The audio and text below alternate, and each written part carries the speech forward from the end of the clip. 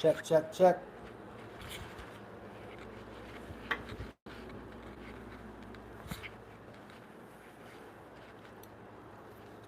Ah, Daniel.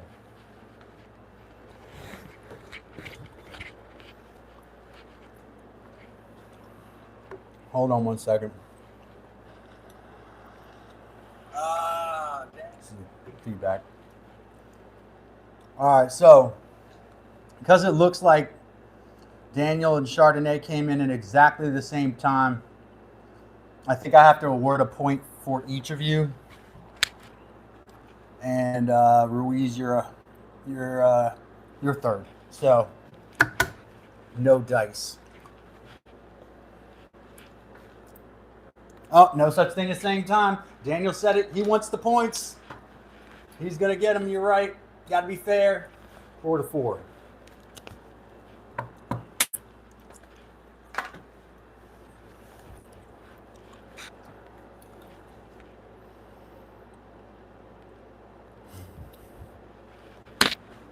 Looks like we're even. Chardonnay hasn't gotten her diagonal one, and Daniel hasn't gotten his diagonal one. Once the next one of you that comes in, though, as long as it's not Diego, the two of you guys, one of you is going to get that mark. You know, it's a definite. It's going to happen. Now let's talk about actual woodwork. I am going to, and I think I got this set at 1 inch, but I'm going to check it. I've got these braces and these brace pockets almost ready. I think that's too wide of a bit for that. Yeah, this is more of an appropriate bit size here. That way it leaves the shoulders and I can work those. First thing I need to do is I need to make a little tape mark at 1 inch because my tenons on these braces are 1 inch deep. They're gonna be. If they're over 1 inch now, they're gonna get pared back to 1 inch.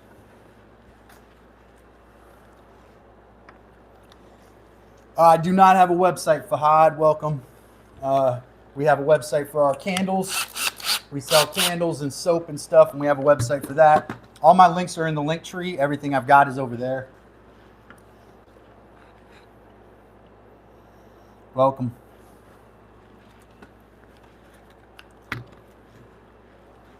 All right. So we got that in place. I need to put this tape on here. If I don't, I'll drill too deep, and I don't want to do that.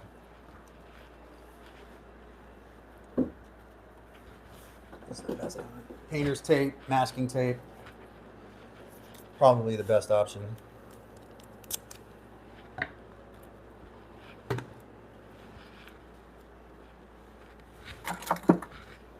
Inch deep, and I've been told recently, I have slanted these at 45-degree angles in recently, but I'm gonna go straight down into the tenon this time because I'm told with large timber frame structures, they don't go at an angle. That's kind of tricky to cut an internal joint at an angle. I've been able to do it recently, but if I don't have to, I'm going to prefer not to.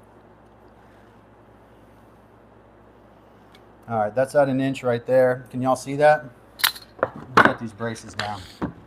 Tape's at 1 inch right there. We're going to take this down into these. This is that blind mortise piece, centerpiece, and there's 2 joints in here. There's going to be a brace going into the post from each one of these like this. Boom, just like that. Can y'all see that?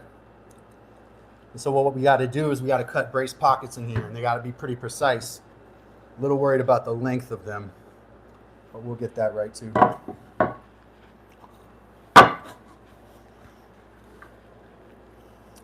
What's up, Mike? Man, I'm hot. Uh-oh, it's not in there tight enough.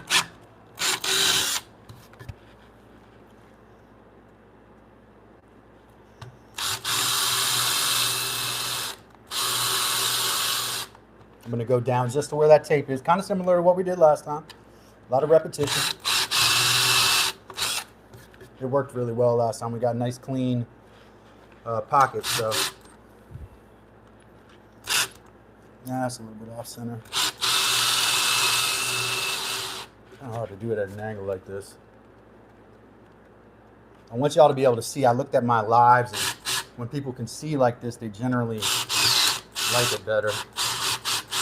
There we go. Probably one more in here, maybe two. Now I'm going to overlap a little bit here. I'm going to try. I don't like that spot.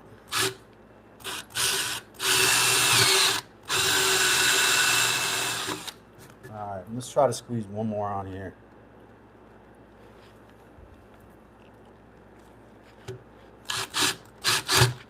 Yeah. All right. Julian, welcome, Julian.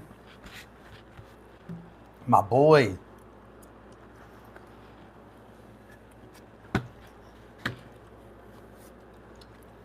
That's my woodworker. Real quick, I'm going to take a chisel and go along this line.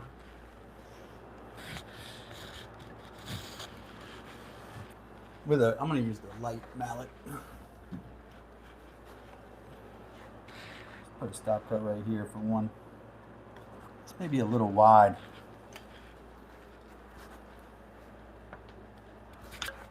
I'm going to use the mortise chisel here. Yep, shop supervisor. That's Julian. Let's put my mallet back.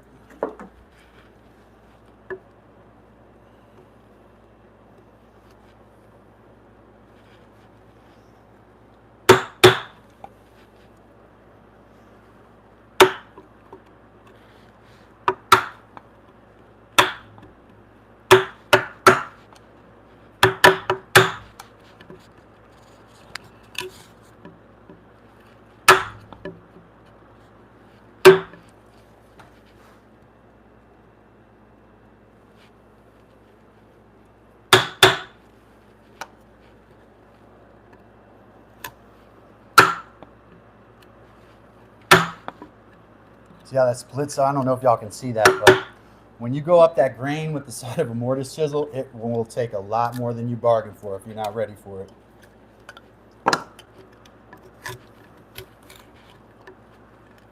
I might leave it like that for now and then do the other one and we'll clean them up individually. Man, it's a Monday, isn't it? Woo!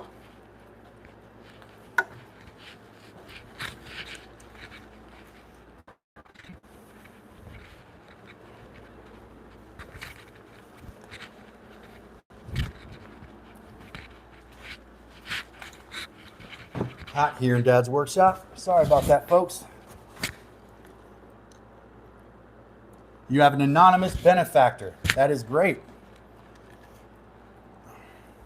Matching donations up to $1,000. Mike is making stuff, is having a drive, or is collecting donations for the Wounded Warrior Project. A very worthy cause. Of course, Mike has just informed me that an anonymous donor has offered to match donations up to $1,000. So if you're a person with means that's on Dad's workshop right now and you want to make a difference, I urge you to go make a donation to the Wounded Warrior Project. Absolutely a great cause. And do that now. Do that before you spend it on some chiclets, you know. Put it in there and let somebody match it. Let your money work a little bit for you. You know, when you're doing charities, you got to think about what's the bang for your buck, you know. If somebody's matching donations, that's an opportunity to get, you know, make a bigger difference than what you might have been able to make before. Am I right? All right, so that's why we do that.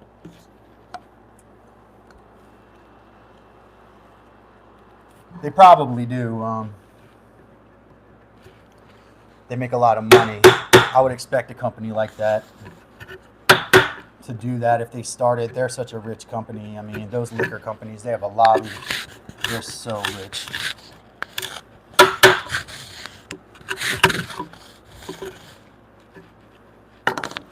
All right, I told you I was going to stop doing this and start working on the other one. So let me do what I say I'm going to do and go on to this next one. Of course, we will post it on this chat. Of course, we will do that.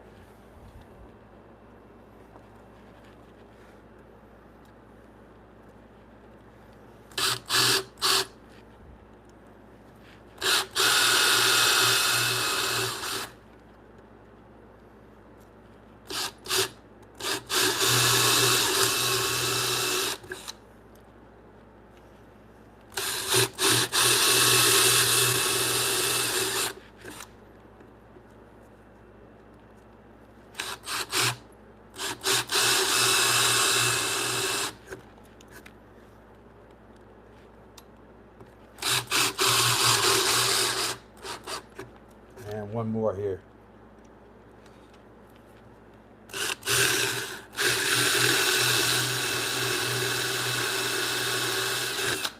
There we go.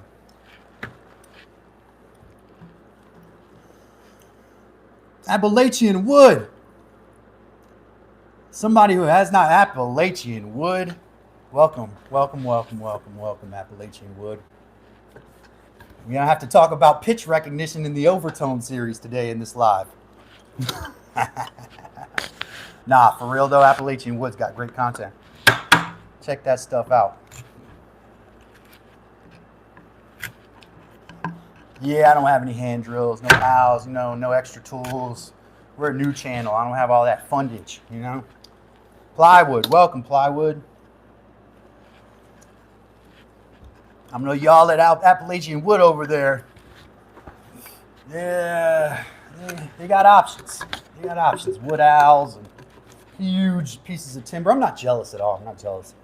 It's not jealousy, or maybe just a little. I'm a little bit jealous of y'all. I do like those timber frame buildings that they build. So shout out to them, man. Appalachian wood. Trying to argue with me about musical stuff. But I love y'all anyway. Thank you for coming to the live. Even if they're gone already, which I think they are.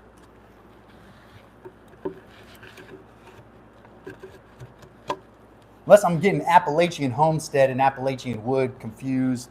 Wood awl, it's basically a hand drill. Right? Check me out. Auger bit, auger bit. Yeah, so I don't use augers because I use Forstners now. A Forstner, Appalachian, you guys know this.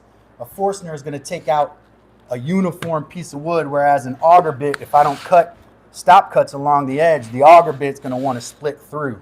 Just a personal preference, Forstner over auger. Yeah.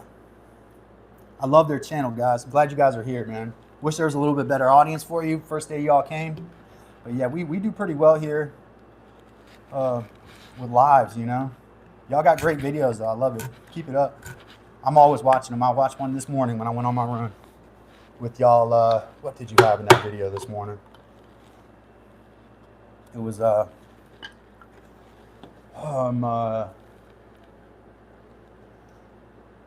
big. Oh yeah. You were you had him like hammering away at this it looked like a floor joist that you were working on, and you were you had him like then he took a spoke shave and he had a draw knife. He had all these different tools, and you were he was hammering away at this floor joist and he flipped it over. Definitely a good video for commentary. You know, I could see what y'all were doing with that. Mostly silent, just showing them working at this floor joist, at this dado on the bottom of this floor joist. Yeah, wood owl.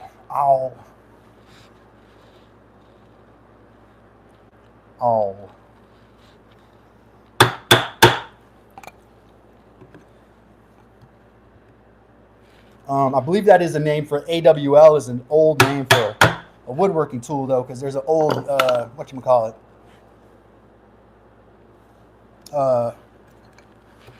like there's an old fiddle tune called like awl and peg, right? AWL and peg. This is an old American fiddle reel, so original American country music. It's called awl and peg, not oil and peg, though they would say it the same way. Old. Y'all know because you're out in the Appalachian. It's an old change. not an oil change. Welcome, ZB77. Glad to have somebody from Poland here. Hold on, what did Appalachian say? That's the brace and bit. Wood owl is an wood owl. Yeah. I was thinking AWL, owl.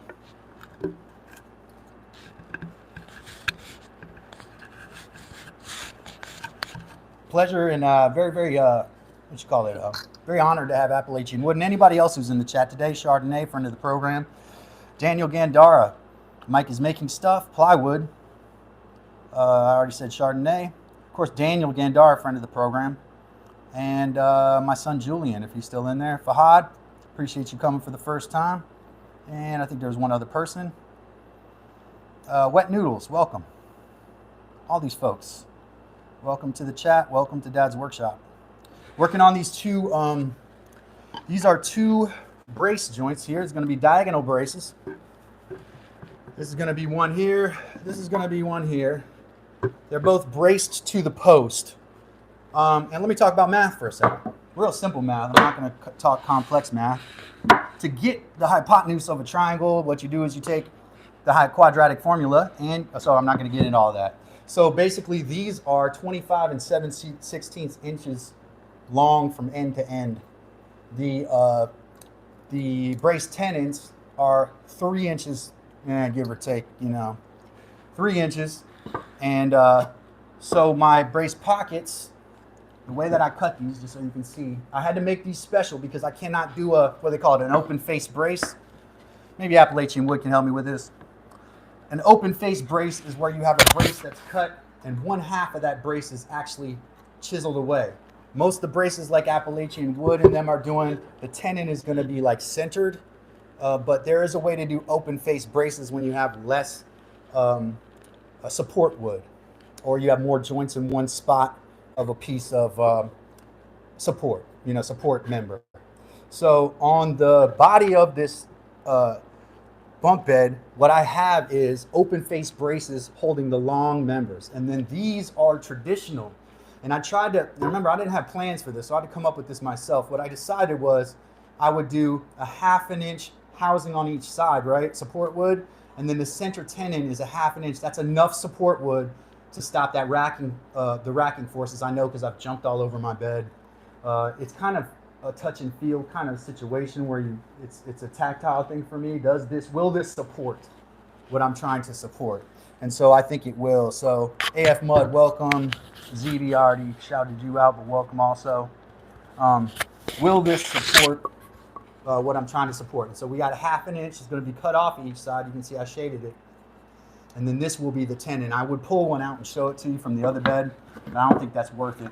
Same thing over here. We have our lines drawn out to have 1/2 inch tenon in the middle. And then those 1/2 inch tenons are going to go into the post and anchor in here, which is that through blind mortise that we were making the other day. So just wanted to keep you all abreast of what we're doing. Cutting these brace pockets. What this is going to do is make me be able to set the structure up without having to put support boards on it and clamps and stuff. I only might have to use one board because this brace system will be on one side of it already. Once I do that, it'll be easier to envision all the other parts too. Though I'm pretty confident with it now, having built one of these now without plans and kind of going through the growing pains of it, I guess is the way to say it. Your chat glitched. Just a little slow today. It's all right. Appreciate the 11 likes though. That's really nice. Glad to have everyone at Dad's Workshop today, where we are working on a traditional bunk bed set. We do all things over time. We're going to do all things rustic furniture. I would love to build a timber frame kit here in the workshop that uses 2x4s laminated, because we don't have access to a lot of sawyed wood and specific dimensions. We don't have a sawyer around here that I know of, so we got to work with what we got. But you can still practice your timber frame joints even with wood. You can practice it with tiny wood, but You can still practice your timber frame joints with dimensional lumber. It's actually probably a little easier. Appalachian wood could probably vouch for me on this. When your wood is square and dimensional, obviously it's slightly easier. Not saying that you should go and choose lumberyard lumber over lumber from a local sawyer. Now, of course, I would choose a local sawyer if I had that option. But if you're trying to learn this stuff or build something yourself and you need larger structural members, you can create those using 2x4s, and that's what this channel is all about.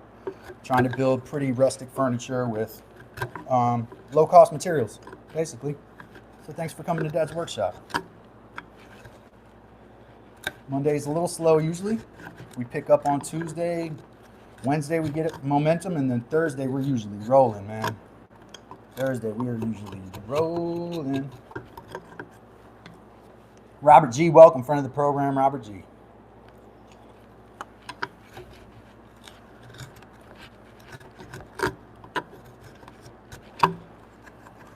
After I cut these two pockets, and I'm pretty sure these are pretty close now. These ones don't.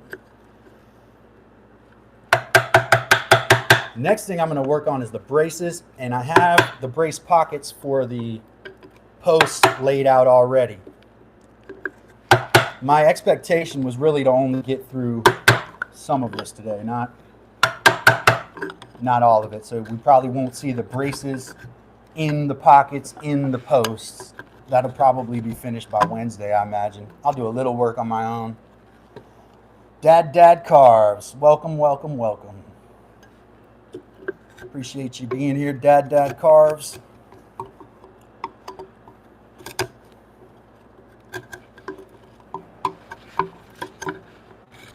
Where we are carving, kind of. We're chiseling. We're paring out some pockets, brace pockets for this bunk bed. I'm just paring away the edges here to make sure that these are nice and square so that when I try to fit them in, it won't be a pain. I won't have to keep taking them apart and chiseling more stuff. Just want to make sure they're paired out well. Not too well. You don't want to slide in loose, but just enough here to where we got some support. And we can see the brace fit.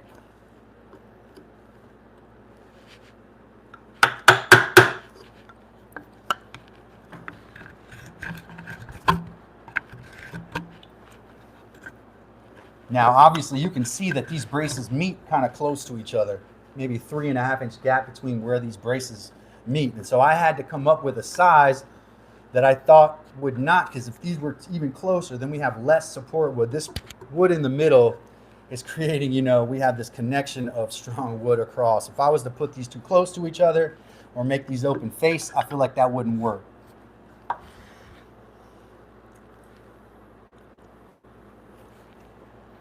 Let's check in with the chat. Welcome everybody to Dad's Workshop, where we do work on rustic woodworking projects live, so you can see what it's like in real time, which I know Appalachian Wood, if they're still there, any of these other woodworkers in here, know that this stuff is extremely time consuming, right? Especially when you're carving everything by hand. Or if you're doing most by hand, which is my technique. I try to do most by hand, but I'm also a pragmatist. I'm not against power tools, especially when I'm one person working on this stuff, right? I don't have an assistant. I don't have other people to cut joints, especially people who haven't, if I had some people, then it would be about getting them experience doing this, because it takes a while to get the hands for it, right? Oh, we got that silly spot the difference thing, right? What are you talking about? The trimmer moved. No, the trimmer didn't move. Maybe the shot is different. You see those two bandsaw blades behind that? Probably give you an orientation thing. That trimmer's dead, dude. I think the gas turned to varnish in it. It just finally quit. You see how I got that piece of foam wrapped around it and that zip tie? That's because the bolt that connected the neck to the head popped out somehow from all the shaking. And so my only solution to dealing with that for the day, which is kind of like if you can't duck it, blanket, right? It's similar with me and zip ties, man. I use zip ties for everything, especially the big electrician ties. Those are really useful. So I took a piece of foam, wrapped it around, zip tie, wrapped that around, and it actually held it together. Same thing I did with my chainsaw, the same kind of bolt. Husqvarna. Husqvarna, shout out Husqvarna. Sponsor the show so we can talk some, I can review your products. You guys are great, but you do need to secure the neck to the body of your machines a little bit better. Yes, absolutely. I do believe that like a Husqvarna 395 XP, which is that's their commercial grade chainsaw, is about like this. It's a 90cc chainsaw, somewhere between 70 and 90 cc's. Very powerful chainsaw. I believe those are all gas, man. Getting a machine that runs on all gas is kind of important if we're talking dad's workshop stuff today. If you want a tool to last you a long time, it's never going to be a gas oil mix ever, because they are those type of motors. They're very sensitive, and something turned the varnish or there's a wrong mixture or whatever. If you're getting a like commercial chainsaw, usually it's going to be all gas. So yeah, ethanol is bad for your motors, man. It turns the varnish a lot easier in colder temperatures. Now I love ethanol. Ethanol is great, but the motor has to be able to take ethanol. And the way that these motors are, especially boat motors, man, like outboard motors, they don't tolerate ethanol. You could destroy a boat motor with that stuff. So like people sometimes they make the mistake of taking their boat out and they go to a regular gas station. Like, you shouldn't put regular gas in your boat. Should be ethanol free gas every time you do it. Farmer's wood seal. No, I don't know that one. Educate me. Yeah, so you don't need gas. I saw this on your live. Somebody was talking about using gasoline as a solvent to break down the oil. I mean, I don't recommend that. Just my opinion, since it's my live, I thought I would throw this in. I do love your live, Mike. It was a good point, and I didn't say anything because you can use gas to thin stain, but it's creating fumes in the room that are obviously highly toxic and then also highly explosive. Your room turns into a bomb, and that's why people use other petroleum distillates like denatured alcohol or mineral spirits to thin oils, and they're not very expensive. I have a big bottle of denatured alcohol that yells at me on the shelf whenever the temperature fluctuates. But you know, when I put it on, it's not going to fill the air with so much fumes that it's explosive. It's still kind of dangerous. But my recommendation is to use other petroleum distillates other than gasoline, because gasoline is what's the word I'm looking for? When something turns from a liquid to a gas easily, it evaporates super easily. That's what makes gas such an effective fuel. It fills the combustion chamber with gas. You know, we don't need to teach you all about motors. We all know this stuff, right? So it's very volatile. It creates. I mean, if you've ever been in a room where somebody's put gasoline and lit a match, I mean, and you survived, you'll know it's tough. My brother and his friends had an experience with an abandoned house where they thought it would be funny to pour some gasoline, and they did it, and all of them got thrown 40 or 50 feet from the house. So it's not a joke. I've even used gas to start brush when I was burning brush, and even then outside, lighting gasoline that's been poured on something, or using having any kind of spark in the room, because once gasoline fills a space with that gas, all it takes is a spark. Outside, you need a flame because it's dissipating, but inside, it don't take very much. Yeah, so, yeah. Pharmacy, I know what you're talking about. You're talking about like, are you talking about like sealing up trees? Like, is it like a black seal? Like where you seal pruning seal?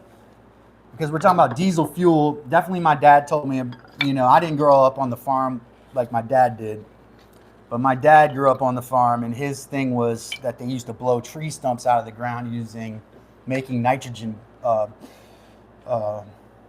ammonium nitrate explosives. It's not legal, but they needed a stump out of the ground because it was damaging their equipment. So they would build a diesel and fertilizer bomb and basically light it old-fashioned style with a long wick, and extremely dangerous. But when you start talking about diesel, that's what I was thinking: diesel and fertilizer. Yeah, yeah. I think, that's why we call, you know gas when it turns to varnish. I have this bottle of gas here that's old, and I need something to do with it. So maybe some way I could probably use it. But yeah, it is like a stain. It permeates the grain, and it's an oil-based substance. So those are all good things to think about, especially since this is Dad's workshop and that's the kind of stuff we talk about in here. Love that.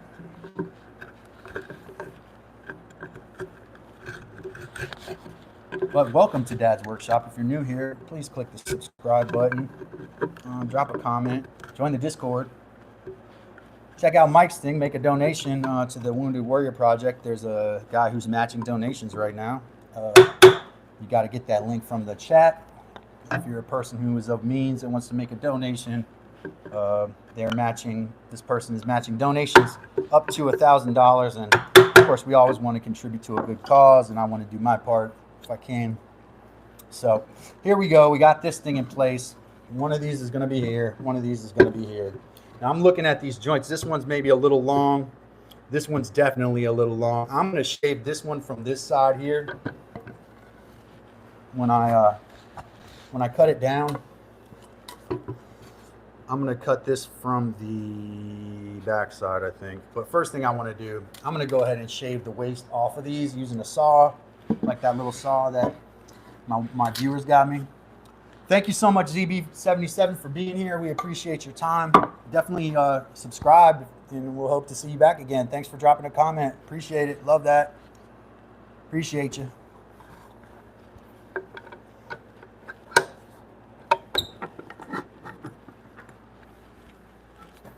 All right, so that is the cross piece.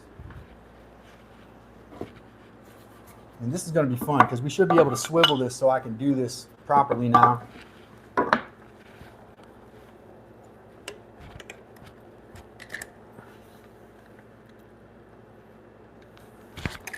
Love this thing.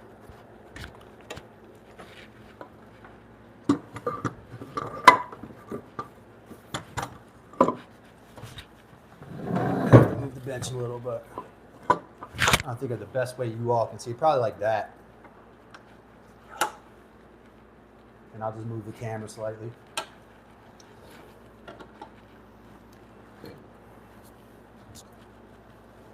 I'm going to take this little waste off that came from the bandsaw. I went after this with a bandsaw to try to get these nice and even here.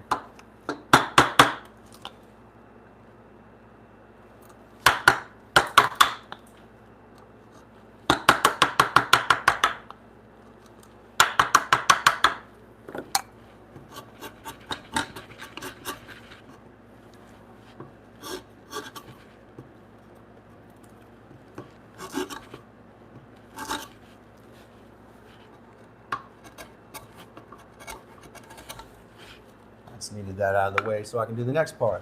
Then I'm gonna take a little water break and we'll continue on from there.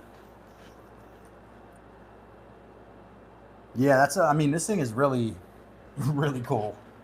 Super happy with this thing. I need to use the rip side, so I got to use my other saw. It's technically, when we're coming down through these brace joints, this is a rip cut right here. Can y'all see me? Hopefully you can. Using the rip cut side of this.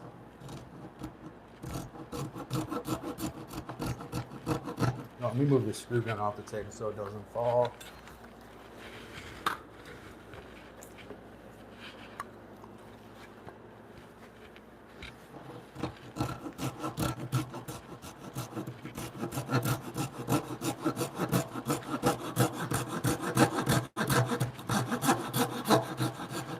I'm out with that line right there. I'm a little outside. That's all right.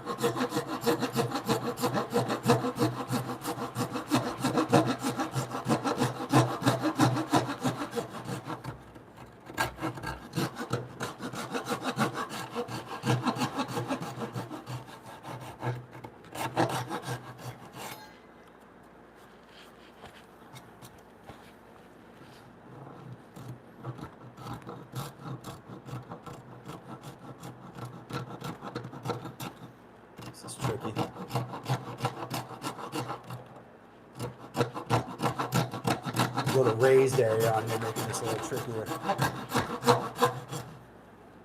I'm a little inside that line. That's not good.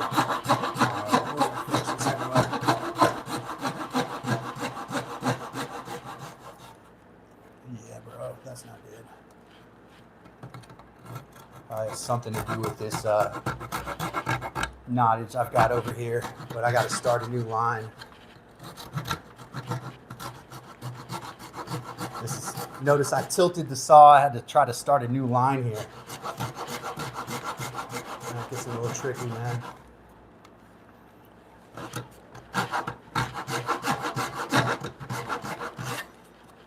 That is not great. Hopefully I get better than that on the next one. We always aim for perfection, but sometimes we end up with mediocrity, and that's how it works. Now, cross-cut wise, I should be able to go like this, right?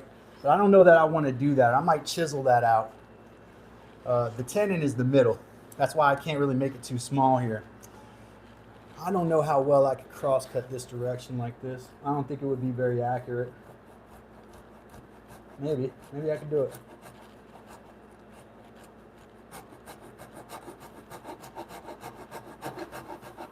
There we go. I don't want to alter this 45-degree angle here at all.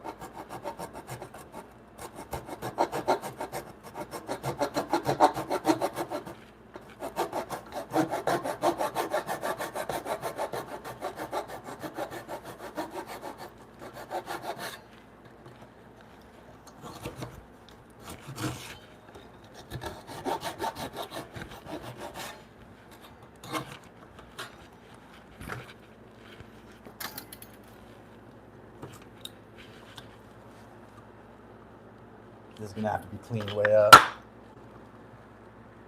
Woo! Hot out here.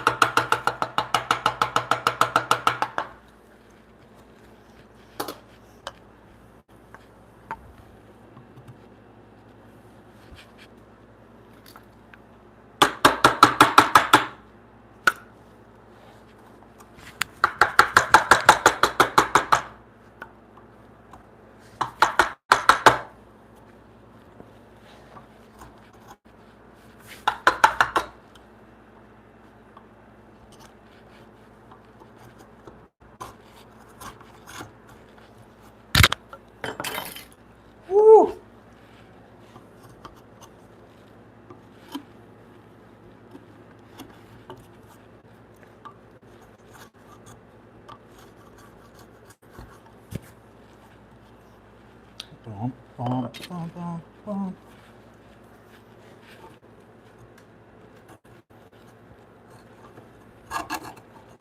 There we go. Just want this shoulder to be clean here.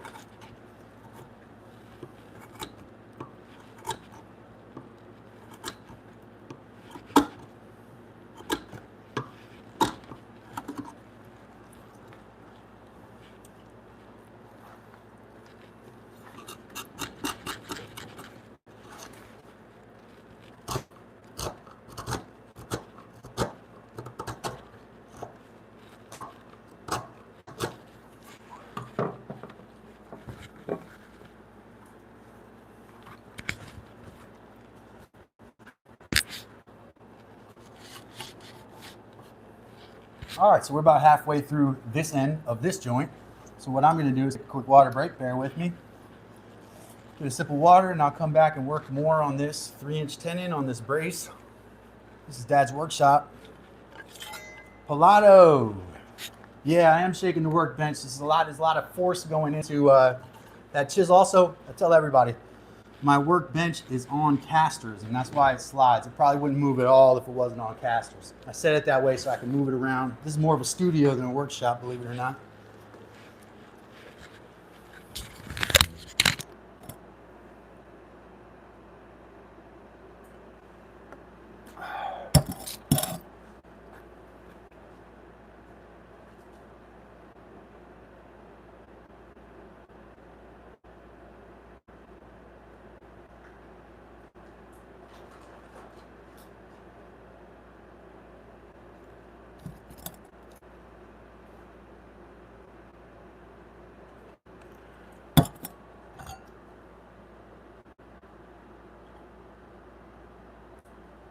Sip of water, sip of coffee. Should be good to go. Give me a piece of gum.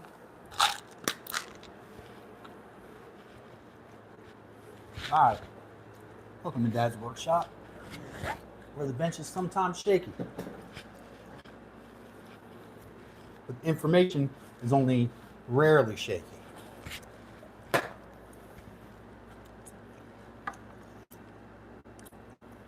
Yeah, I used to do that a lot too. I don't deal with the heat well anyway. I used to have to do all this stuff at night too, because I'll be in the summer, you know. I couldn't, man, I really don't like cutting this way. I don't think this is the most efficient way to do this. Here's the way it's most efficient. Turn it.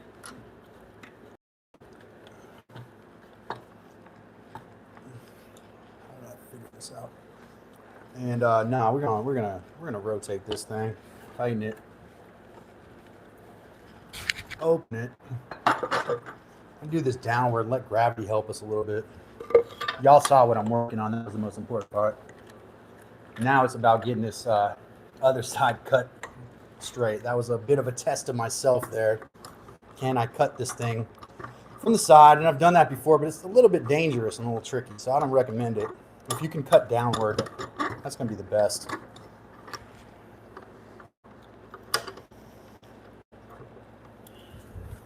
Yeah, this is like a detached large garage. Probably designed more to be a workshop than a garage. All right, much easier, right? Because I can get my angle straight here.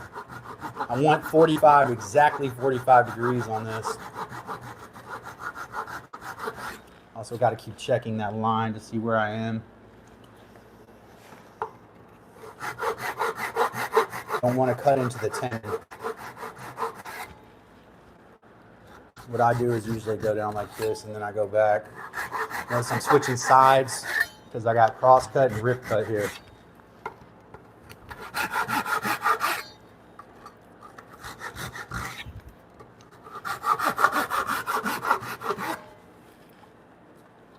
Almost there.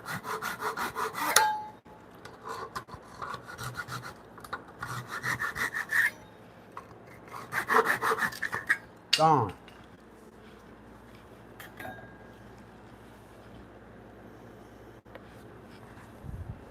All right. Oh, that's F18.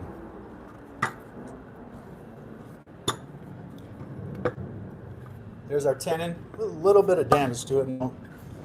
Just to be honest, slight bit of damage on this side of it. Hopefully that doesn't compromise the strength. There's a little bit extra on the other side. That may mean it's a little tricky to fit, but that's kind of what we're going for right here. We got a 1/2 inch tenon, 1/2 inch support on each side. Same thing going to happen on this side too.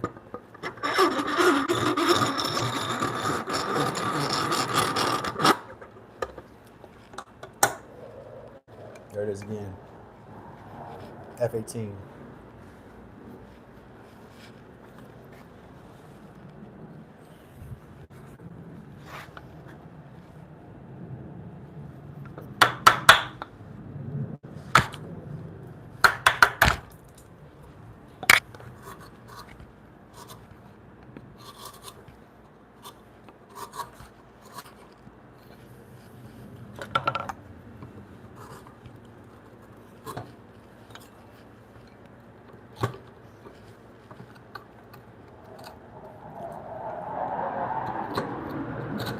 I hear that? Real low. Real low. Different than a normal airplane.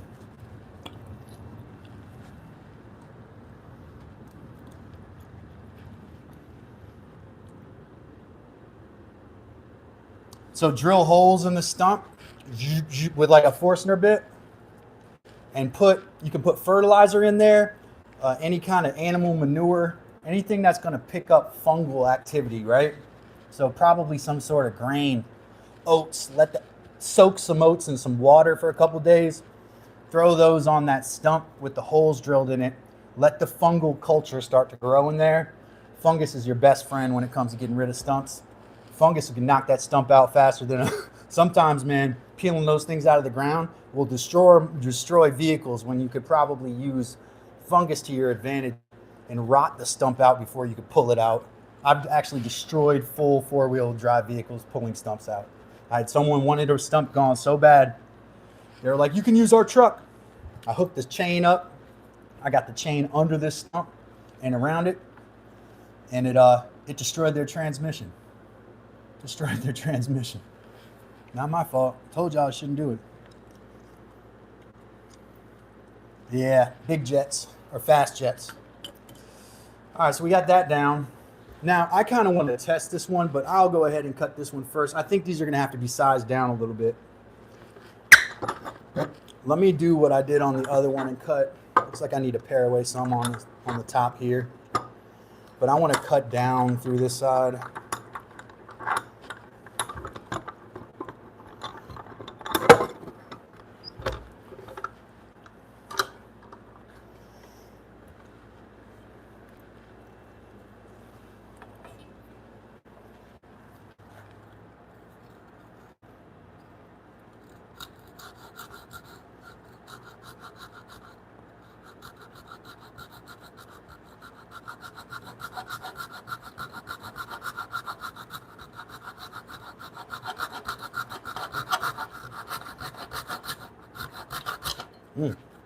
Come on, stay in line. There we go. I'm gonna switch over to the larger saw. It's got a little more. There's some stuff up here that has to go. That's kind of getting in the way.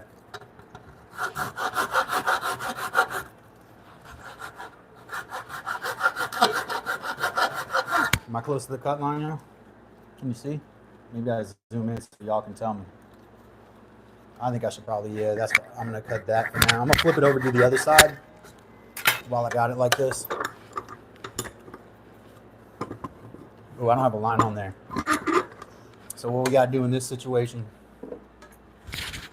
is either take this piece right here. I don't know if y'all know this, but on these little scribe tools, this 45-degree, this miter piece will give you a straight 45-degree angle. So if you need to offer a straight reference face, this angle is really bad. This is not cut right here. I didn't do a good job with the bandsaw there. So you learn those things. See, I'm about, I don't know, a millimeter or so of material I took off of there. It shouldn't have been removed. But you know, you learn these things, man. First thing I need to do is just bite the bullet and cut this.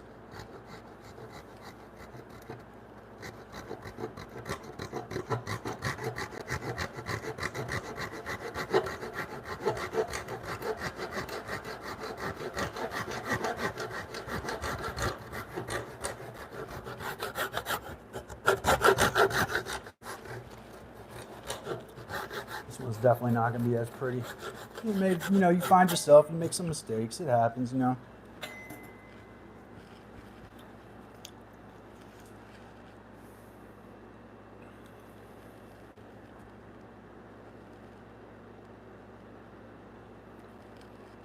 Yeah, so my dad, I don't get into apples. I'm a big plant guy. Probably my number one hobby. This is kind of a secondary hobby. Apple trees. I used to have like a mini orchard. I had 11 Carolina red June trees, so early 11 trees, and then I had a really rare French apple tree. I had to go to a neighbor's crab apple tree and gather pollen with a bag. So I put the bag over top of the blossoms gather the pollen with the bag, then go back to my tree, put the bag of pollen over each blossom, shake it or hit it with something, go back to the flowering crab tree, get more, put the bags over it, hit the bags, pollen in the bag, take the pollen back to my tree, put it on my tree, and that way I could uniformly pollinate all of my apple trees. Just a little tip. Got a bunch of family members that have apple orchards too. My grandmother, both my grandmothers had orchards actually. My grandmother had a 40-acre orchard, my mom's mom. My other grandmother had, I don't know, 8 or 9 trees in the grove. Yeah, I love the apples, man. Currently, my dad is the government spokesman, I guess you could say. He's an old guy. Shout out, Dad. He's in his 70s. He's still working in agriculture. He works for the U.S. Apple Association. So my dad works for them, dealing with their issues. And you know, we love apples. We love trees and agriculture. We're an ag family, man. We are, really, when it comes down to it. All of us do plants. All of us do vegetables, flowers, all of that stuff. We have pretty good at that stuff. Love that. It enriches the soul. You all know that. It's great for you. All right, now let's rip cut these. And I think the way I decided the best way to do that was to turn this thing around. I could probably do it like that. We'll do it like that for now. That's really an ideal angle, actually, right there.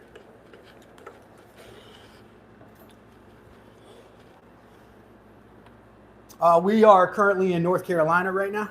Yeah. We are in the state of North Carolina. Rip cutting with the rip cut side of the saw, trying to stay outside that cut line.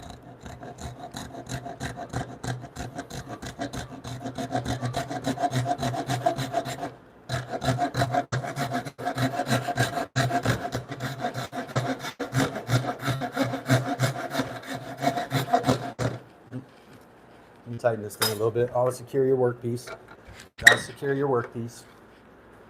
Teach the right thing.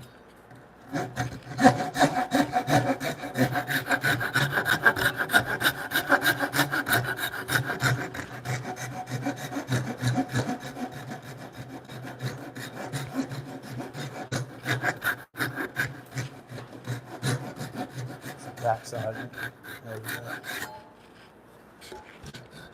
Oh, did I not saw these out? I thought I did. No, I did. We're going to go back and forth between rip and cross cutting.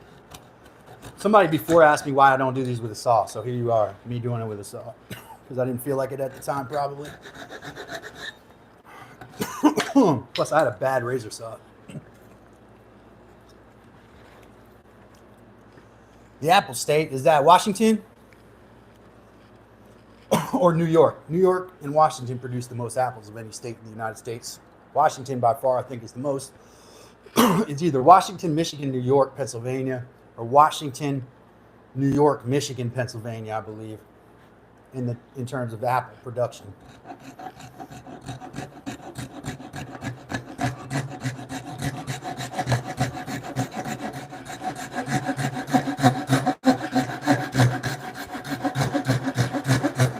There's a great orchard in Virginia. Shout out Carter's Mountain Orchard. Love that place, man. In Charlottesville.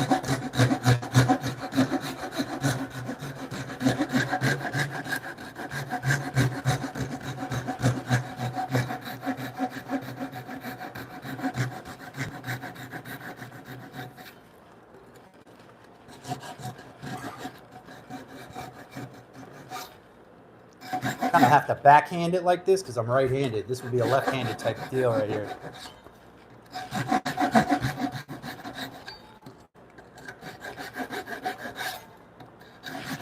Almost there. I can feel it. I don't want to do any more because I don't want to saw into the tenon. Let me break it off here.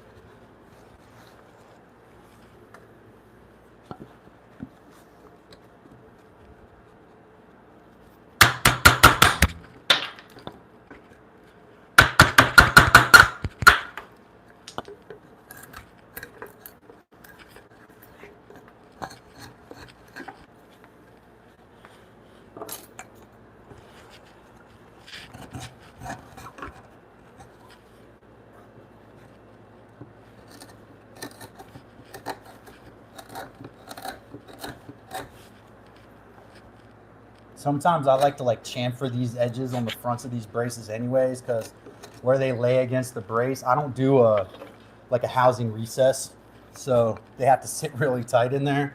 Still, I'm kind of learning how you calculate the housing recess into these things. It doesn't make sense, but my braces work, so I don't overthink it, you know.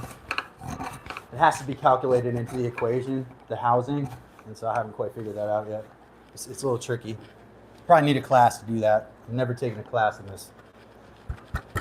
I did read the other day that Mr. Chickadee does live timber framing classes in Kentucky. Man, I'm so tempted. If I had some money, if this channel had taken off, I'd go over there to a whole like videos from the class. That man knows a lot. He has got a wealth of knowledge. Leather work, metal work, woodwork. A most impressive, handy person I've ever seen in my life.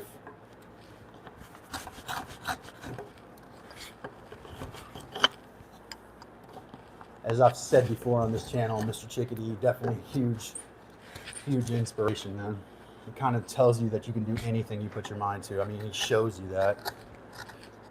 Their whole property is... There's one video, though, where they both, like, they cut this poplar log down that their neighbor gave them, and they're both laying on this poplar log, got a big poison ivy vine wrapped around it. And they're both laying on it. I was like, man, I hope those two aren't allergic to poison ivy, because after this video ensued several days of misery. They might not be allergic, you know. He knows his plants, I'm sure. So they must have known there was poison ivy on that tree. And, you know, it's like 60% of people are allergic to it. My son just got it for the first time. He had never gotten it before.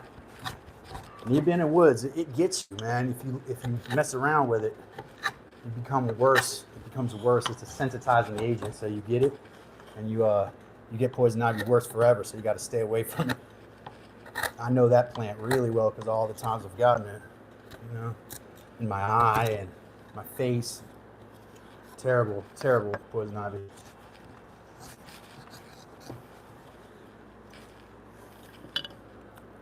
Yeah, I saw his video popped up on my feed, and it was him talking about the timber framing course that they run in Kentucky. And I was like, wow, that's cool, man, because you know, I don't think he needs the money, to be honest with you. You and I both know he probably doesn't need the money. It's doing it because he wants to do it, which is very admirable. You know, I actually didn't think about that till right now. He runs that class probably strictly out of the joy of teaching other people how to do that stuff, man, because you're making money, but like the way he makes money is he wouldn't need that kind of money. Like that's great money for a normal person who's making a salary, you know, 5-6 digit salary. But you know, to collect people's tuition for a course like that, it's not a lot of money, you know, and it's a lot of work because you got to make sure you plan everything, the materials and all that.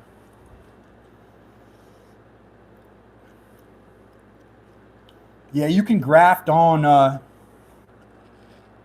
So you can graft on fruit onto other trees. I'm growing 2 orange trees right now. My brother has some citrus. I'll probably graft on some Meyer lemon. You can graft on apples onto other trees, especially if your tree doesn't, like you say, your tree doesn't produce.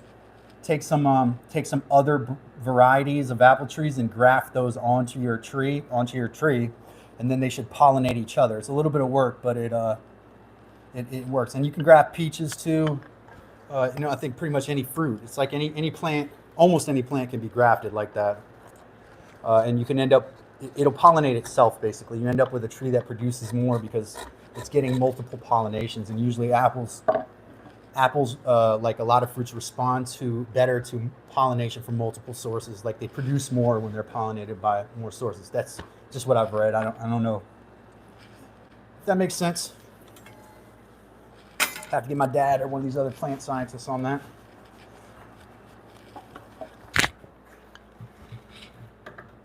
Put these chisels aside real quick because I have this cut. What I want to do now, first of all, let's bring this up so you can see.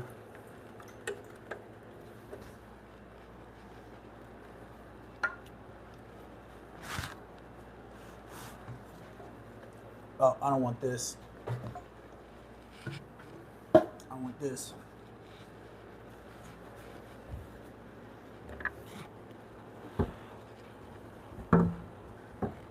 This is how I plan this out over there.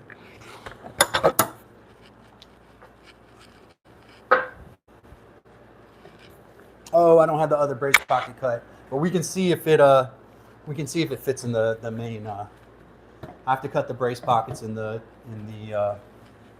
got ahead of myself. I got to cut brace pockets in the posts.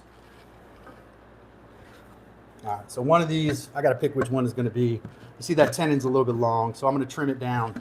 But I got to be careful, because if I trim it down on the wrong side, it's going to compromise its how it fits. So what I'm going to do is I think I'm just going to chisel a little off at a time until it kind of comes to size there. I'll probably take some off this edge to start here. This is how I'm going to demarcate this area here.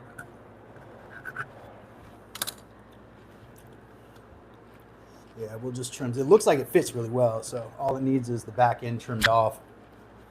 You can see there. Yeah, so Pilato, we have regulars in here, and they like to be the first one in class. One of them actually was one of my students when I was a teacher, Pilato. So they like to be in here. They're teachers' pets. Shout out Chardonnay. Shout out Daniel. Shout out Diego. All three of them like to be the first one in here, so we have a little competition, a little healthy competition in here. Whoever the first person, if you came in first, Pilato, I would put PC up there, and we'll start marking it down for you too, Pilato. And Mike, we'll put Mike's name on there too. Yes, I was previously a school teacher, that is correct. Sorry, David. So yeah, we're gonna trim a little bit off the back edge of this. I'll take this out. Looks like the tenons are going to be just a hair too long, so we want to be careful how we pare these down. Now, I made a mistake. You should definitely decide the tenon length ahead of time and have that all ready, because this is going to be tricky right now. I made a problem for myself I didn't need. Because it could turn out that I have to recut these braces if I size them wrong for one side or the other. What I probably should do now is actually take the posts and cut out the pockets on the posts so that I can kind of see what it looks like with both the sides in place. Or try the other brace that I sized this off of from the other structure. But these braces are 25 and 7/16 inches long from point to point. And the layout marks for them is 18 inches off the layout face on each side. So you have 18 inches from that corner out. That's the end of the joint. So you're going to come in 3 inches from that, back towards the center. And then on the down post, you're going to make your mark at 18 inches, then come back 3 inches, and that's going to be where your mortise is, where your pocket is. Not out from that. It's very, very, very important distinction that I had to learn when I did it, because no one taught me how to do it. I had to figure it out by book learning and practicing it. And it seems kind of a trade secret. It's really tricky, in my opinion, especially to figure out yourself. I asked a timber framer about it one time. He said, oh, it's just you got a phone. It's a couple of calculations in your phone. I mean, yeah, that's true. But then there's some questions you might have. Okay, where does this go on the layout face? It's 18 inches, but is that the beginning or the end? That's kind of stuff you have to either be in the class for, or you have to figure it out yourself.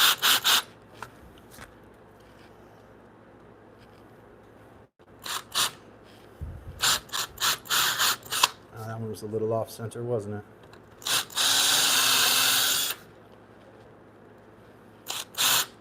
I don't like that one either.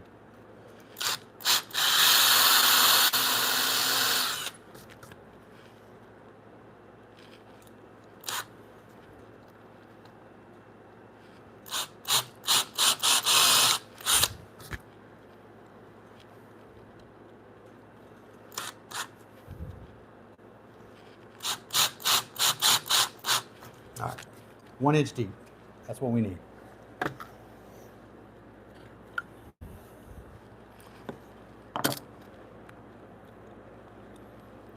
I just act like him.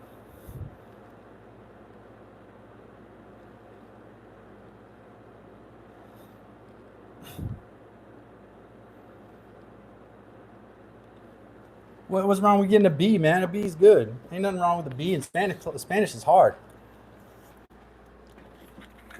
B's are good grades. It's above average.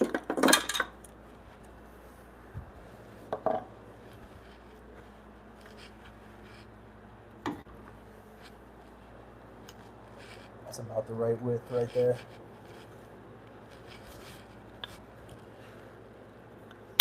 And just to be careful, I always shade the spots that I'm going to remove the waste from. If you can easily forget what you're doing and accidentally cut out the parts that you're supposed to leave on.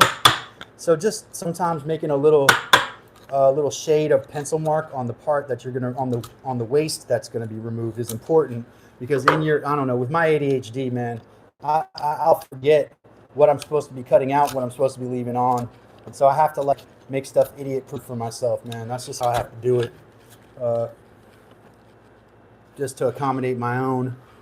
This is tricky, man. You got all these different joints from every direction. You know, takes a lot of concentration. Ooh, that was a nice cut right there. This chisel is super sharp. Yeah, straight right down the side right there. This is gonna be my favorite chisel right now.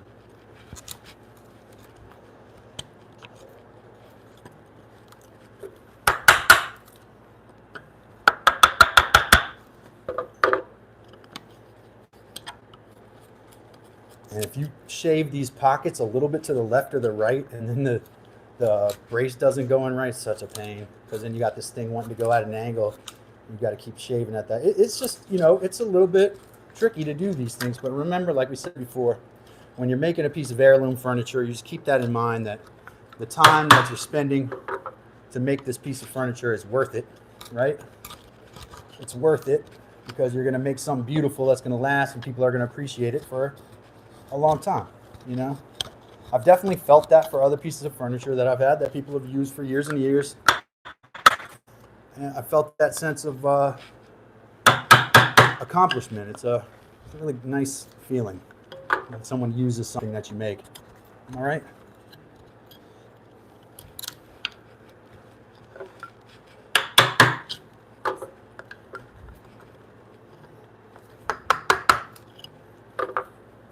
I took a lot of time to build my parents celebrated their 50th anniversary. And yeah, I mean, it's the same as English, Palato. You know, there's a lot of English speakers that don't do well with as probably, look, having taught class, I saw Spanish speaking students who were English as a second language students write better than English speakers. So yes, what you're saying is actually transitory too for American kids. They don't, some of the Spanish speaking kids come over here and their English after a year or so, their written English is better than the native English speakers. So it kind of goes both ways, especially here now where we have text messages, audio messages and stuff like that. We don't have to send letters that use any sort of English. Chat GPT, Grammarly, really we have all these crutches now. There's no real need to know how to speak or write. It's kind of almost, wow, I hate to say it. Is written language like obsolete? I read books, but how many people do that? I mean, people audio everything, which is still good. You still get the information. There are some studies that say if you read it, you learn it better. Definitely that about YouTube, because people have done tons of studies on whether learning things on YouTube is effective. It turns out that actually learning things in books is slightly more effective. That doesn't mean I don't love YouTube. Thank you, YouTube. Books, what's that? What are those? Speaking of books.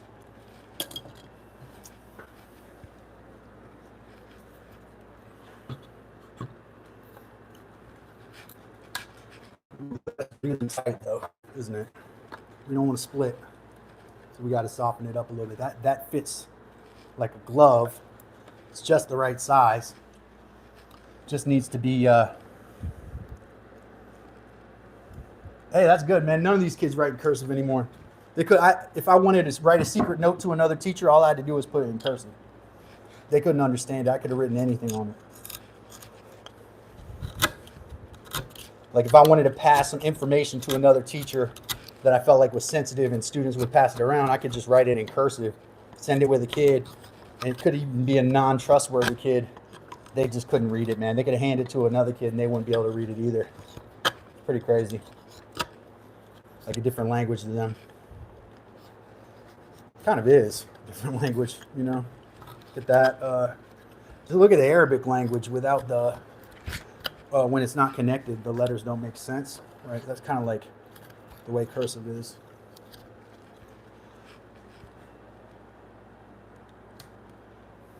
Yeah, secret code. As opposed to my students that couldn't pull one over on me if they tried. Early in my career, I would allow them to pass notes during standardized testing because it got so we had to be in the room for hours and hours, and it was just so boring. I can't even describe it to you. So I would say, all right, here's what you're allowed to do. You're allowed to pass notes. Make sure you keep it class appropriate. Anything that you put in the note, make sure it's something you would say out loud. Of course, you know they weren't going to do that. And so at the end of the day, some of them who wrote the most salacious stuff would tear their notes up into shreds and throw them in the trash, but the trash was right next to my desk. So being the nosy person that I was as a young person, of course I'm not nosy anymore. I'm just who I am. I would take the notes out and actually carefully piece them back together with tape and read all the salacious student gossip. Then I had informational advantage over the students. So welcome to Teaching 101. Welcome to Teaching Workshop, where I show you the tricks.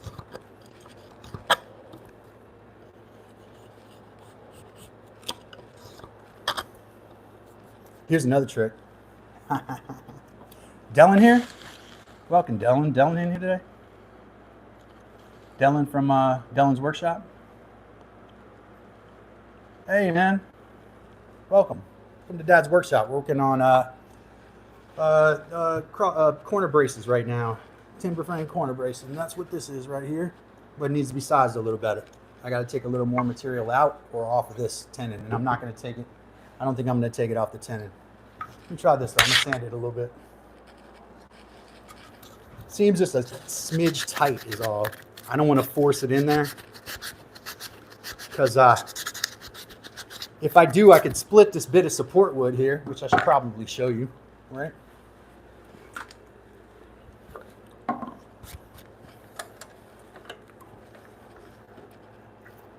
I don't know if you can still see that in the camera, but you see there's some support wood here that's essential. If I force this joint in here, it might snap this. I doubt it, but it could snap this out. So what I want to do is kind of ease it in there by just widening the joint a little bit at a time as necessary. You want to start with your joints, you know, your members a little too big for whatever this is the wrong mortise, whatever the mortise is, and then size them down as necessary. So a little bit big to start is fine. Still a bit tight. I'm gonna take a larger chisel and pare in those sides a little bit.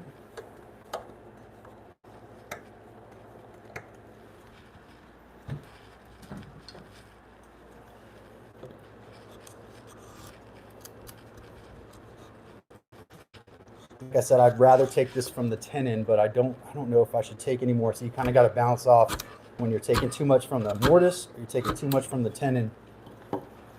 And like I said many times, I did not have plans when I made this bed, the first bed, so I had to come up with these. I mean, these are not I didn't invent these joints.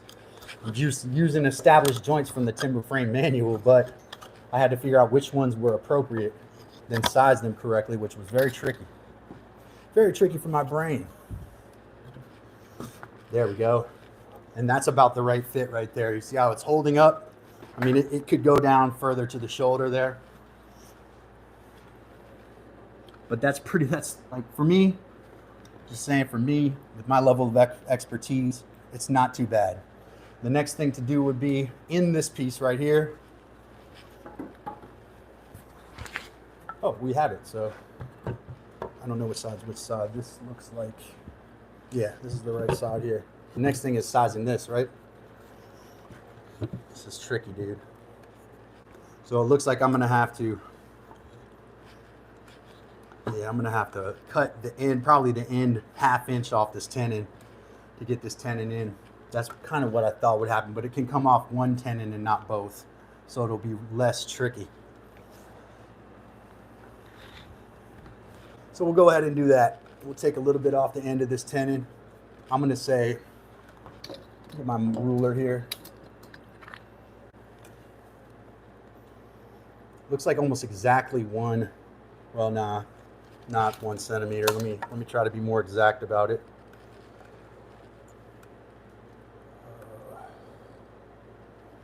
It's like 7/16 of an inch is what we'll do. So we'll take off 7/16 of an inch off the end of this tenon.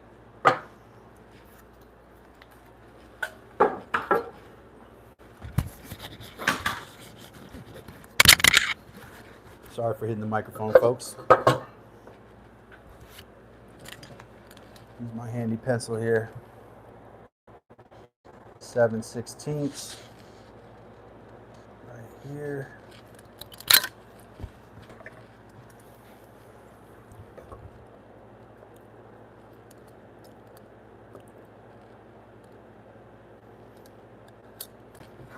That's about the meat that I need to remove to get this tenon to fit. Oversized is okay to start. Wow. Did my number of likes go down? That's tough. It's a tough world, man. It's all right. I'm going to keep it going. Let's move this off of here.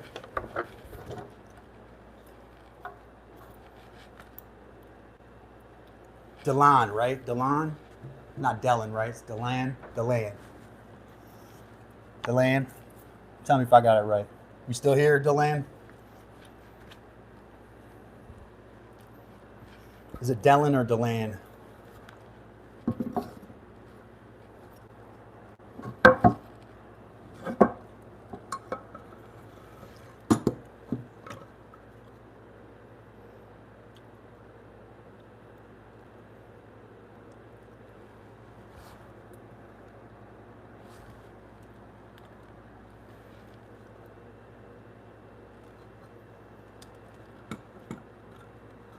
It's tricky trying to get this thing in here.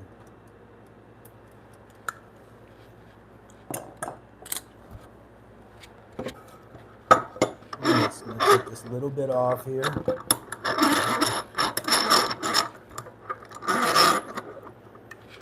Y'all see, I should have a cut line on the side so you can see it. We're just going to take this little bit off this tenon here. Probably use this little bitty saw. This doesn't have a rip side. I'm going to use one with a rip cut side on it. When you're going down this way, this would be rip cutted, if I'm correct here. It's kind of like a diagonal, so maybe not.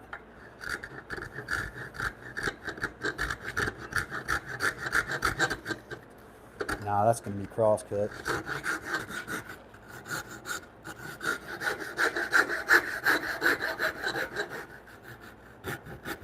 Nah, I didn't perfectly cut that off. It's all right there.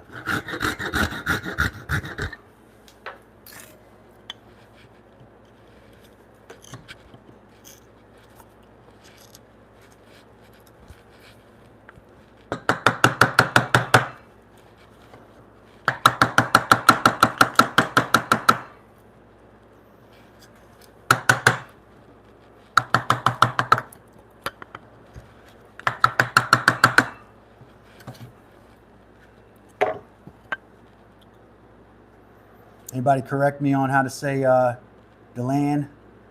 Is it Delan or Delan? Or Dellin? Somebody correct me on that? Some of y'all know him. Don't want to say the guy's name wrong.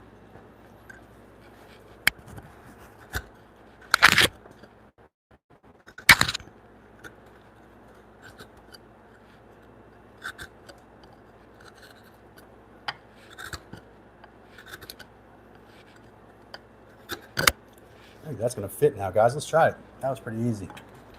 Oh, all right. Making sure I got it right, man. I don't want to say your name wrong, that's all. I heard it in your live. Some people said Dellin. Some people said Delan or Delan. Or, yeah, so just want to make sure I'm saying it right. All right. All right, start with the post. If I can get this, if this fits, then I'm going to feel like we really achieved an objective today. Because each one of these braces is key to the overall structure. stability and all that.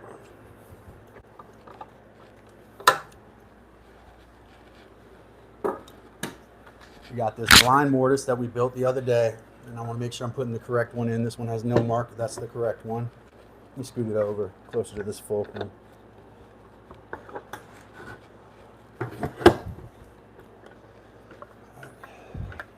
Hopefully that sits in there with a little gravity. It's a little loosey-goosey right now. Got this side here and this side here. Oh, it's close. It's close, but just not quite there. I'm gonna have to take a little more material off. This is the tricky bit, because you got to get these exactly right. I like to slope the bottom of them. I'm gonna start sloping the bottoms of these again, so that has a 45-degree angle here and slides in a little easier. I tend to like them like that. When they build timber frame structures, I was watching videos the other day where they said it's not necessary, or there was a question. They said, you have to slope that bottom part. They said, no. So I was like, all right, well, let me stop sloping then. But I actually think sloping this mortise would actually alleviate a lot of the problem here. So it would slide in and then I would just pin it in place. But I think I got to take off another 1/4 inch off that, unfortunately. Otherwise, I think once I do that, it's going to go right in, I hope. Otherwise, I got to cut another brace. That's all right. That's what everyone's here for, you know? Probably much more likely to stay if they see me make a mistake. Take a 1/4 inch off the end of this. I think this was my end, right? Let me double check. I don't want to do this wrong.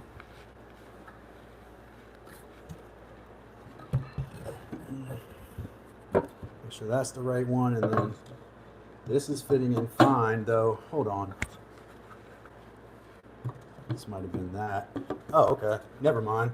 It does fit. It just needs to be, I had it the wrong way around. That star should have been on the other side. It's actually that wrong joint. See, when I labeled it right before I did that. So I just got to pare this down a little bit. It's going to go in.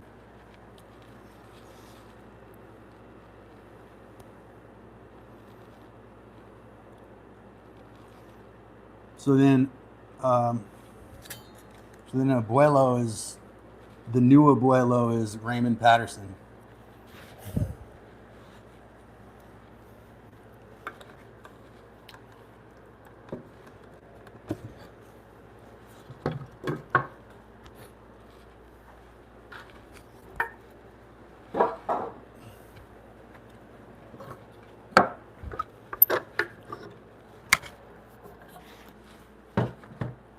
All right, all we need to do is take some meat off of this, and I can see I did leave a little extra, which is all right.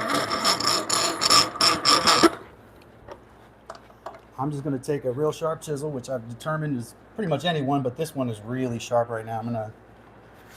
I'm just gonna pare away some of this, try to get it down to that cut line.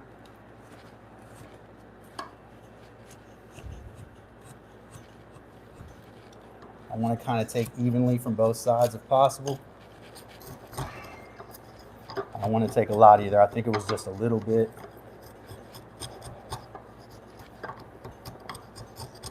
Welcome to Dad's Workshop, folks. Click that like button and subscribe to the channel. Shout out to all my people in here today, all the people who came in. Shout out to Delon who came in today. Mike is making stuff. I had Appalachian Woodworks show up, Appalachian Homestead. Shout out to them. I believe it was them that showed up, making an appearance. Shout out Diego Ruiz and Daniel Gandar, friends of the program. Shout out Chardonnay. Shout out Robert G. Palato Creations. Mike is making stuff. Hope I got everybody. We had a couple of new people pop in today as well. Just want to make sure everybody gets recognition for being here. Appreciate you. Appreciate you, Delon.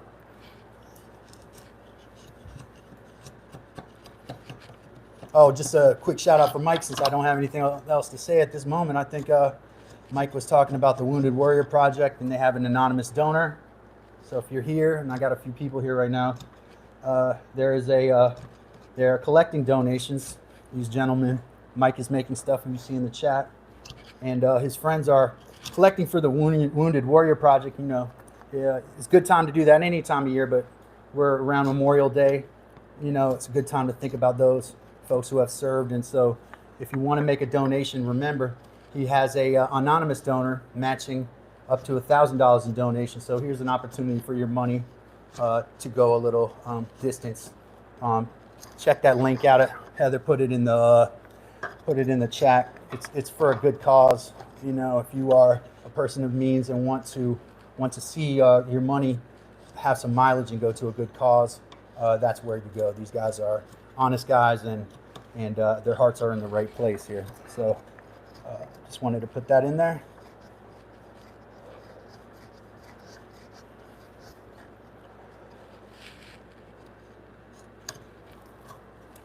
All right, we're going to try this out again.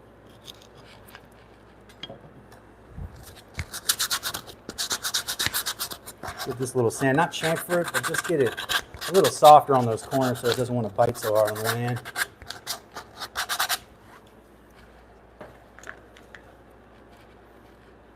I think that's going to work. It's okay if it doesn't, though. That's what this whole process is all about. Hope I picked the right one here.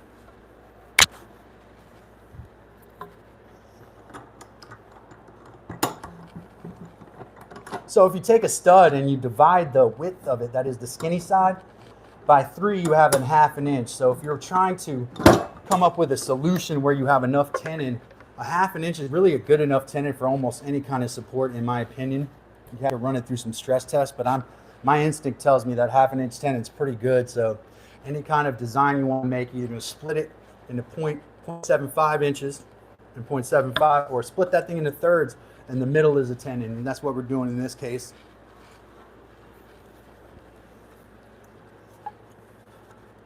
Whoops, I did this a weird way, but we'll do it this way. I'm going to scoot it back so you all can see. I put it on the wrong side.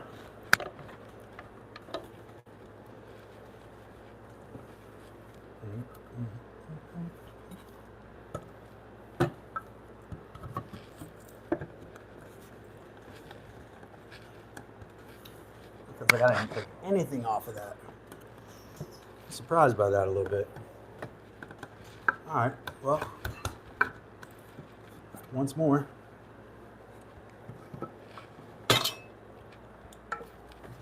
Oh, sure, that was going to go.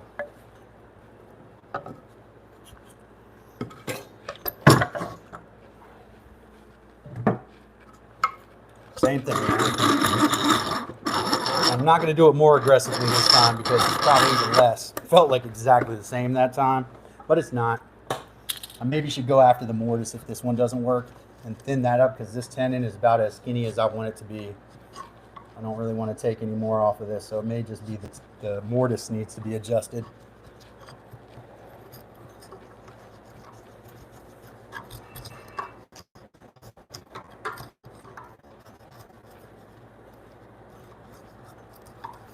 Yeah, I don't want to take any more off of that.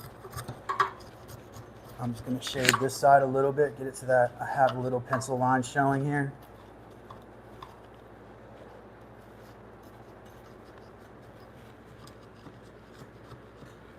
All right, that's all I can take off of that. Now let me get the mortise side and work that a bit, because that would be that would be this cross piece.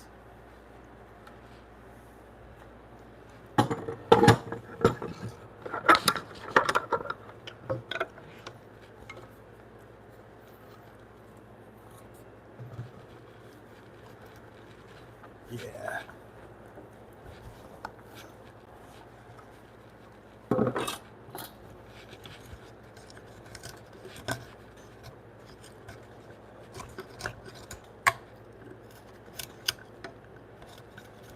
Yeah, it makes sense because this mortise on this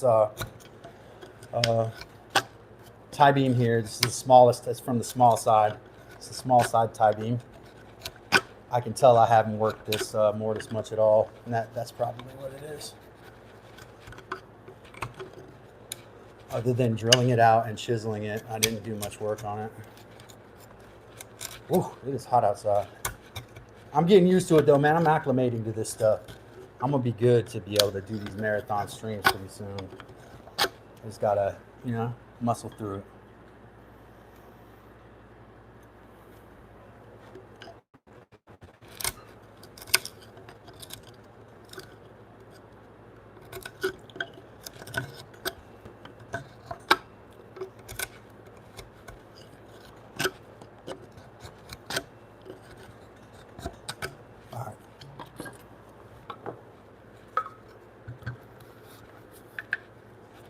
almost too loose now, but I think once I probably got to take some meat off the end of this tenon. So I got to carve some of this because it looks like it might be a little too long. But other than that, it looks like the joint fits. So let me put the post back up. We'll try the whole thing. If it works, we'll call it a day.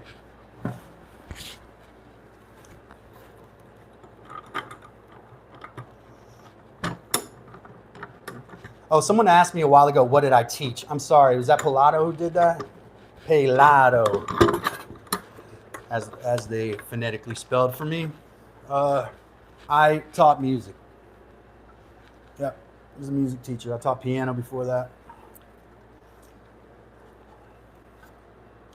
Yep, just not the kids. I loved it, you know, all that stuff. And, you know, music was my thing for many, many years. I loved music. I'm not going to stop loving music, but it was just time to pursue other things, you know. Oh, it's the wrong one.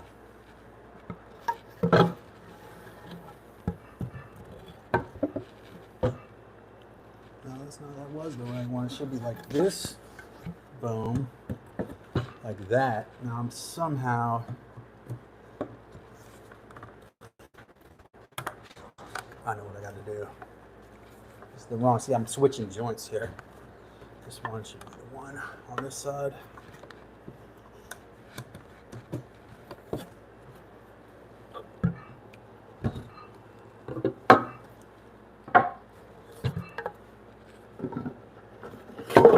One more thing.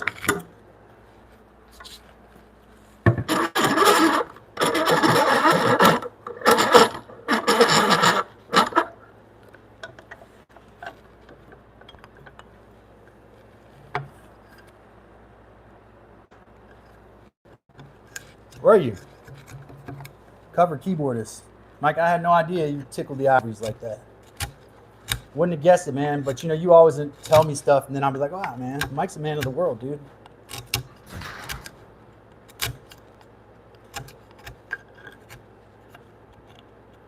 Yeah, that's what I went to school for, man. I went to school for piano.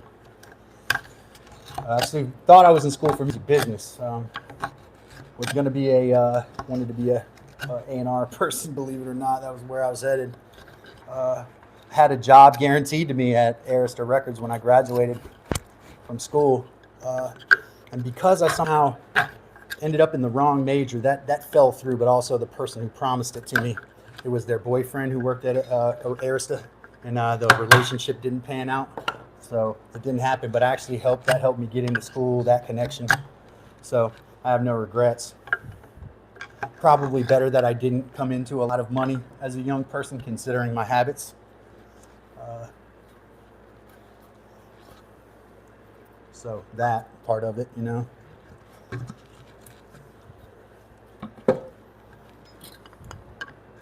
You know, I gotta believe everything happens for a reason, man, you know. I totally believe in signs. I had a bunch of signs that pushed me to leaving teaching and making some other changes in my life that were pretty significant. As we talked about somewhat last time. But the signs that I saw that led me to it are the most profound thing. They seemed obvious and things like that. My grandmother taught me, I don't know if you, Peter Pumpkin Eater, there's like a way to play it on all black keys. My grandmother taught me that when I was like 3. My grandmother was a very good ear pianist. She's, even to this day, she's completely deaf. She's 94 years old. She can still play tunes on the piano just by muscle memory, you know, but she is stone deaf now.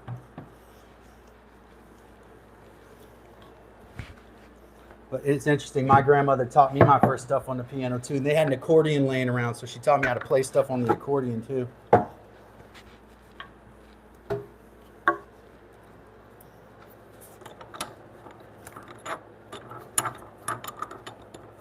Hot cross buns.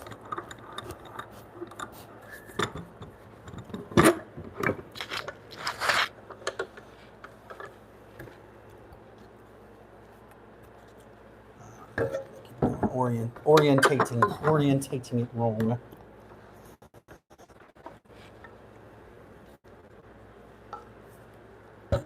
All right. A little pop in with that city. Let's move this a little this way. I don't know if y'all can see that. Sorry, microphone. Sometimes slap the microphone. Don't take it personally. It's not me slapping you all. It's on accident usually.